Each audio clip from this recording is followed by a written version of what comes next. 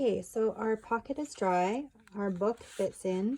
It slides in pretty nicely. There's a little binding there, but I'll do that kind of in and out. The more you do it, the better off it is. I have this piece of paper that's left over from cutting 2 tags out on the respective sides. I like this uneven edge there, so that's why I'm using it. I had wanted to preserve the 14 when I die cut it, so that's where we're at. What I'm wanting to do is create another pocket here just in case I want to slide something under it. So in order to do that, I'm going to take my liquid glue. I'm going to put my bead of glue here so that my pocket is all the way down. A little bit of it on the end there, and then the end here. Then we can put this on.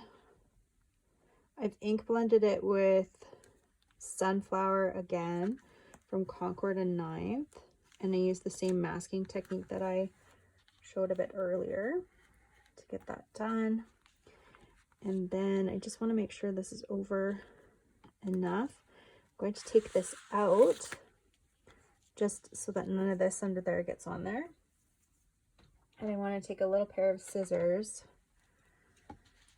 and just kind of trim this edge here, just to make sure that it's kind of looking the way that I want it to look. I ink blended that all yellow so that anything that wasn't covered would still look consistent. And then this is a bit grayer than this, has a bit of a green undertone, but I don't have a greeny gray, so we'll just live with it.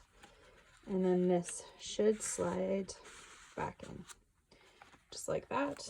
Okay, so now what we're left with is this part of the book that folds that way, and then it'll go here, and then it'll fold around. So we have to make sure this is still gonna fold around, which is coming up, so I'll have to wait for that to dry. This glossy paper doesn't grab right away with the adhesive, so you have to give it some time to really kind of adhere. This paper isn't the thickest, which is why I chose it, because I still want it to be quite bent up.